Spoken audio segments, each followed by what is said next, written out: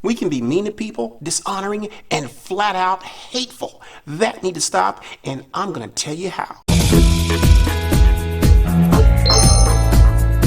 Hiya, troopers! It's Mr. J showing a love look. Be sure to show me your support by subscribing to my channel. I would actually like to look at this hate subject matter from a different angle. Let's flash back to an event that took place in Luke chapter 7. When one of the Pharisees invited Jesus to have dinner with him, he went to the Pharisee's house and reclined at the table. A woman in that town who lived a sinful life learned that Jesus was eating at the Pharisee's house. So she came there with an alabaster jar of perfume. As she stood behind him weeping, she began to wet his feet with her tears. Then she wiped them with her hair, kissed them, and poured perfume on them. Now picture this.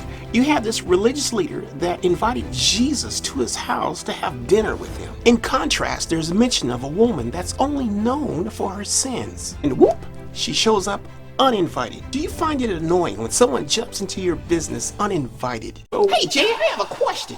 Now what do you want? You always have questions. Can't you see I'm over here talking? That was not nice and definitely not Christ-like. Now, when the Pharisee who had invited him saw this, he said to himself, if this man were a prophet, he would know who is touching him and what kind of woman she is, that she is a sinner. Apparently, he didn't care to have her there because the first thing he recognized was how unworthy she was. Sometimes because of the positions we hold, we feel we have the exclusive right to certain privileges that other people are not entitled to because they don't measure up to our status. Certain animals, including a dog, will mark its territory. They're marking a spot that's not even theirs. Hey, those are my greens. So Jesus answered, Simon, I have something to tell you. Two people owed money to a certain money lender. One owed him 500 denarii and the other 50. Neither of them had the money to pay him back, so he forgave the debts of both. Now, which of them loved him more? Simon replied, I suppose the one who had the bigger debt forgiven. You have judged correctly, Jesus said.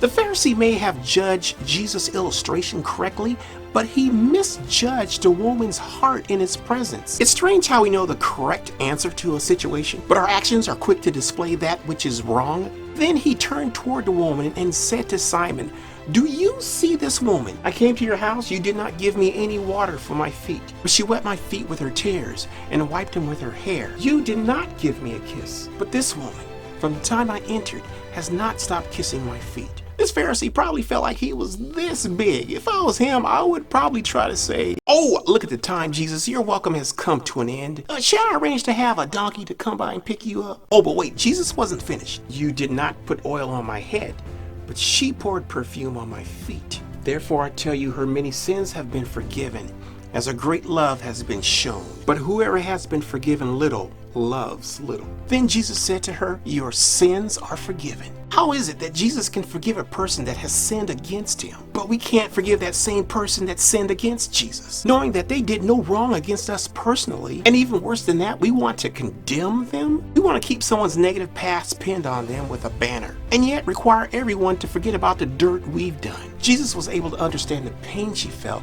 from the tears she shed. See, he understood her guilt. She clearly came to him with the best of what she had, and we clearly need to see things through God's perspective and not our own. Our view of people is cloudy. We have no right to try to steal hope from another individual. You have no right to take the life of another individual because you don't look alike or you don't agree with one another. Nothing gives us the right to destroy someone's character. Jesus had passion for people. God's love runs deeper than our imagination because he created us and embedded his image within. If we can allow ourselves to look at other people as those who were created in God's image, that will put us on a path to leaving behind hatred and racism. I'm not telling you to pour your heart out to everyone you see, but for every person that God puts into your path, take time to learn their heart from the inside out. See, the more heart-to-hearts we have with people, the less hateful we are, the more loving we become. Now, to display Christ-like character, we have to see people through the heart of Christ, and the only way we can do that is to dive into his word, which clearly tells us how God looks at man, how we should see him, and how we should treat others. In other words, we must spend time with him. You cannot continue to grow and be Christ-like if you rely on what you learned years ago, a month ago, or a week ago. That's just like your body trying to gain nutrition from last week's meal.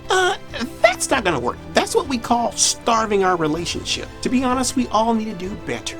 And better starts with me better starts with you. Okay, so here's a pop quiz. You have a person that shows up to your worship service that shows strong signs of an illness and does not do well keeping themselves clean. They appear to be incapable of comprehending basic personal advice. Some of those in attendance are distracted by the presence of this person. How do you respond and display Christ-like character? Leave me a comment and let me know what you think. You can support these episodes by hitting the like and subscribe button and turn on that notification bell so that you can be alerted for the next episode. I want to personally thank each and every one of you that has subscribed to this channel and helping us to reach another milestone. It was because of you. God bless you. I'm Mr. J saying thank you for watching. And whatever you do, remember to keep showing the love.